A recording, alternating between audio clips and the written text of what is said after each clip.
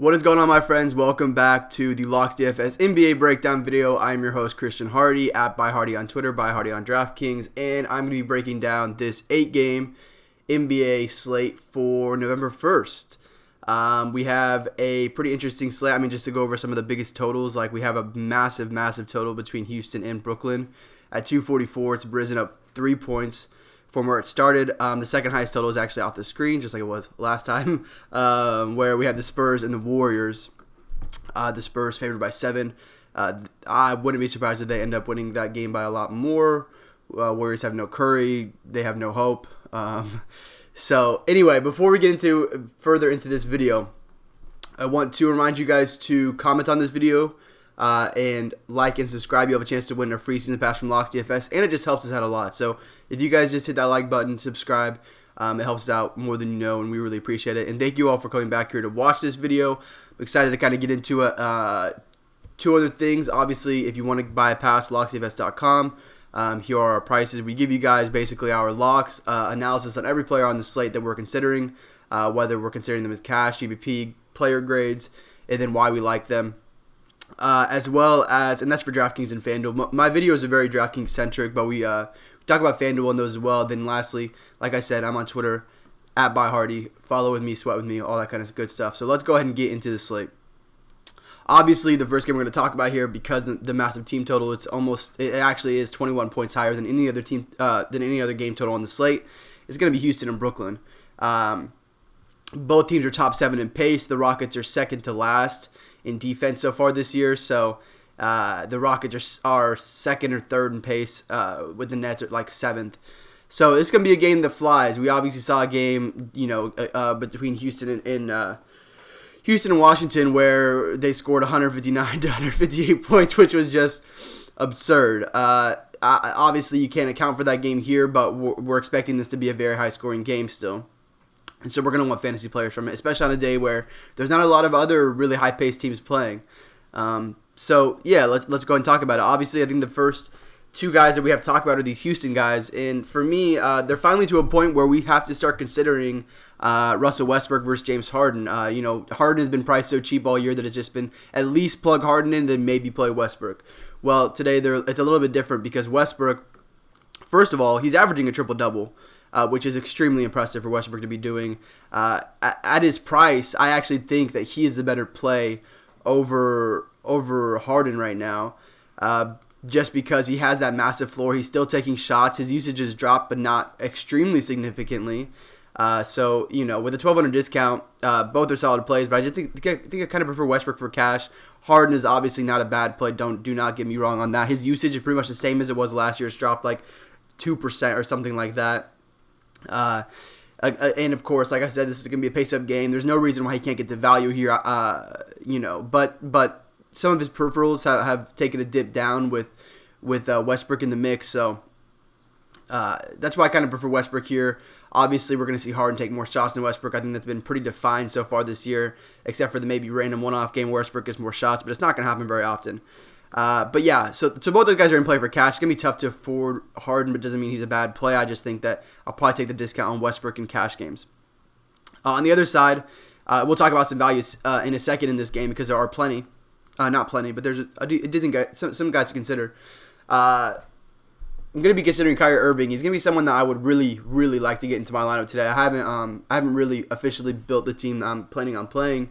Obviously, planning on using some injury news in that, but man, Irving is just dominating this team. Obviously, like I talked about, Houston is second in defense and like second or third in pace. So this is just a great spot for the Nets. If they can keep it close, which like Vegas said, they're expected to. It's a 4.5 point spread. Kyrie should be in for about 34 minutes in this game. He's averaging 1.72 fantasy points per minute. He's averaging more 3-pointers per game shot than he ever has in his career. And again, this game is just going to run at a tremendous pace. If you give him 30 minutes at that, even if you give him 1.7 fantasy points per minute, he is just crushing. I have yet to see a reason why he can't continue doing that, at least at a 1.6 fantasy points per minute pace. And if you're giving him 34 minutes there, he's still getting there. He's a very, very solid play at this price. He's a 9K. If he was more like 9.5, it'd be a little more questionable. But at 9K, he's definitely someone that I'm interested in cash games in this just nut spot. Okay, moving on to some of the values in this game. So I'll just kind of scroll down in order instead of going... Never mind. Let's just go with one on the net side that I'm interested in. That's Karis LeVert. So we're getting him at the cheapest price that he's been all year, yet this is probably the best spot that he's been in all year. Obviously, the Memphis game was very pace up. That was a great game for fantasy production.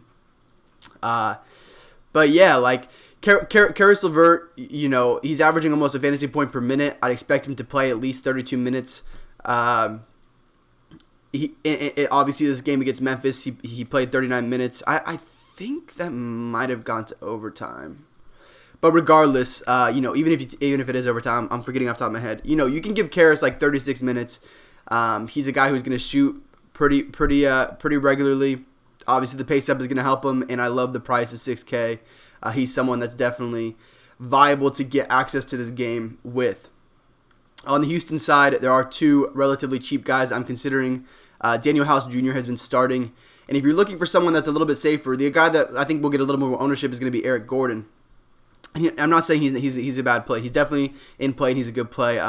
He just relies heavily on his shots. He's not getting you peripherals at all. I mean, as you can see, he's averaging 1.3 rebounds, 1 assist per game, despite playing, you know, whatever averages is, at least 30 minutes per game. That's not great to see. But at 4K in this matchup, you're not going to have to do a lot to get there. So if Gordon starts hitting his shots, he definitely has been. He hasn't shot over 40% in any individual game this year. Whereas over his career, he's been over that. So, you know, I think that he'll get it going eventually. My bigger concern in terms of Gordon is just his peripherals and the general upside he gives you because he doesn't have those peripherals. So, while I think Gordon can get there for 5X in this game, you know, what's his upside capped at if he's not getting peripherals, especially with Westbrook there? You know, like there's no really route for him to get there. That said, he's a good cash play. I just, you know, I hate relying on shots that heavily. Definitely he can get you to 20, no problem, most likely in this game. And he's going to start hitting the shots, you know. He's going to start hitting the shots. Daniel House Jr. just gives you a little bit of a higher floor. A little bit of a higher floor. He's been starting for the Rockets. I would assume that will continue here. We've seen him play 30, 37, 29 minutes. We see that he has... he's a very defensive-minded player, one that will usually accrue more defensive stats than this. We see the 3 defensive stats here, but that usually gives you a little bit of a floor. Unfortunately, in these 2 games, he didn't really do a whole lot there.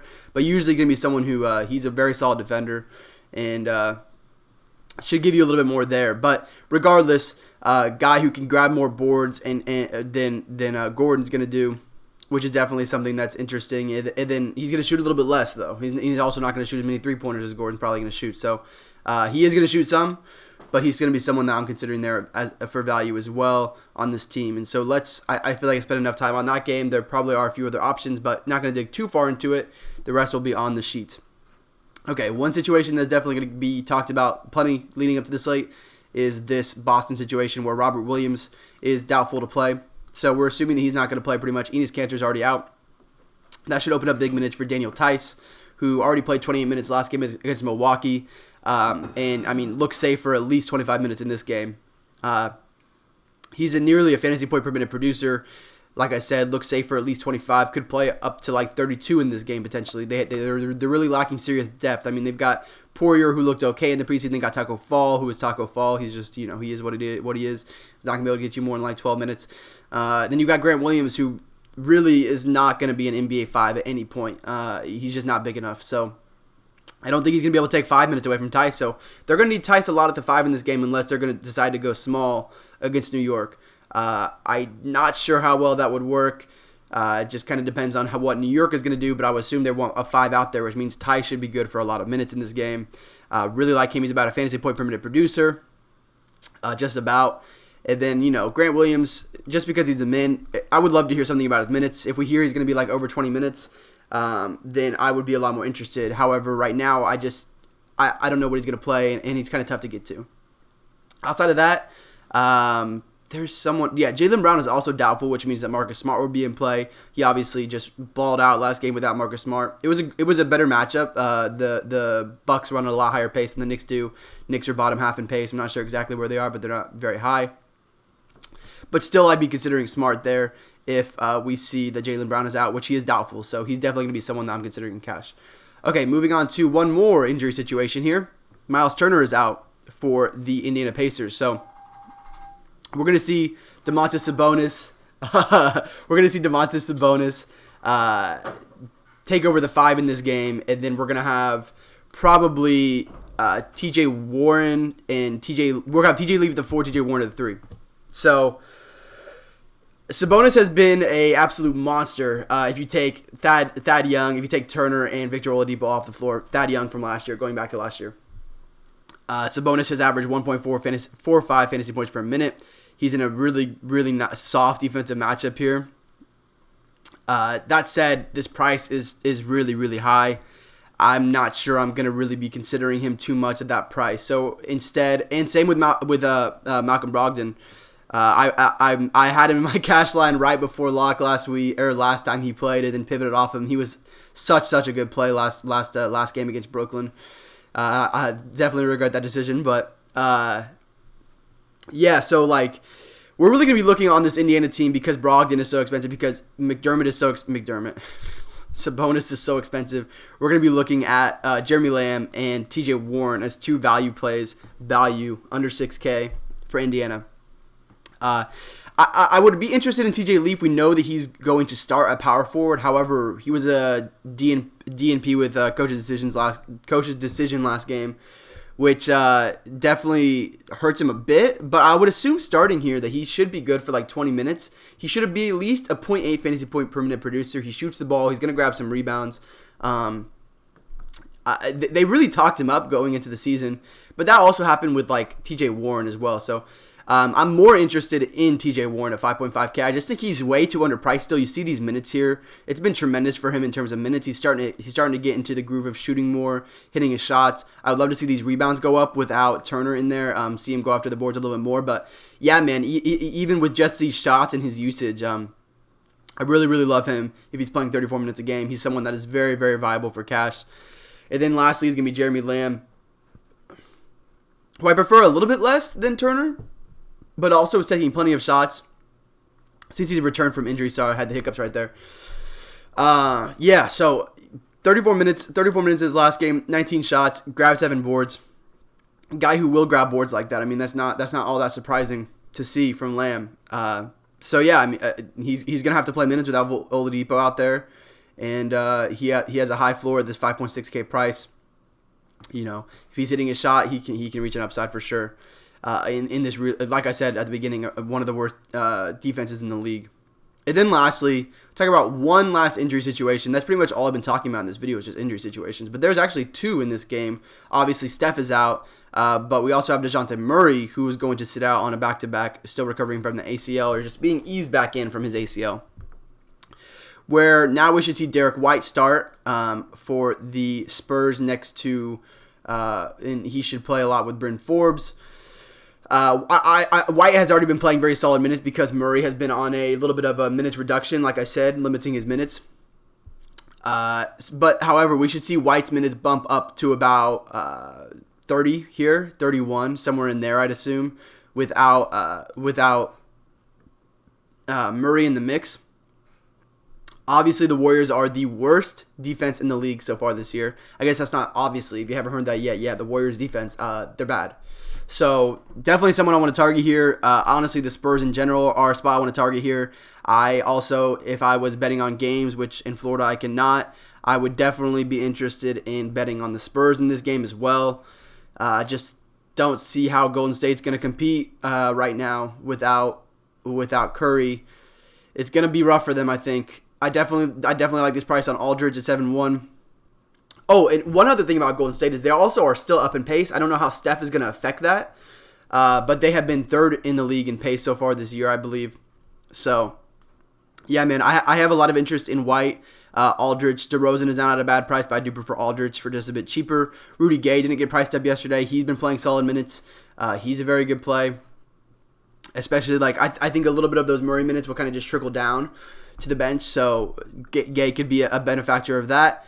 And then lastly, just on the Golden State side, we're going to have to kind of wait and hear pregame what their plan is without Steph. And I'll be doing more research before the sheet and put that in the analysis. But we should probably see Alec Burks start. He replaced Steph when he got hurt directly.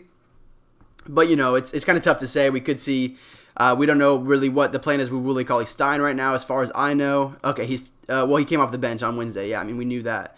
He only played 12 minutes, so I don't think they're going to get ready for him to start yet. We could see Jordan Poole is really cheap if he starts.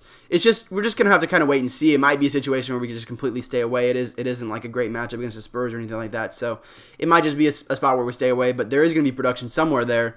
And with Russell priced up, with Green just not producing so far this year, I'm going to be looking for value on this Golden State team if I'm going to look for it at all. If I'm going to look for a play at all. So, okay, that pretty much wraps it up for me. Obviously, there'll be a lot more of analysis and breakdown on the lock sheet later today, in about 2 hours, actually. Thank you all guys all for watching. Be sure to subscribe. That helps us out a lot. So many of you guys who are watching are subscribed. And also hit the like button, comment, and yeah, we will see you guys. I will be back tomorrow with my NFL video, breaking down cash locks on the NFL Week 9 slate. Thank you guys so much for watching. I'll see you guys back here next time. Peace.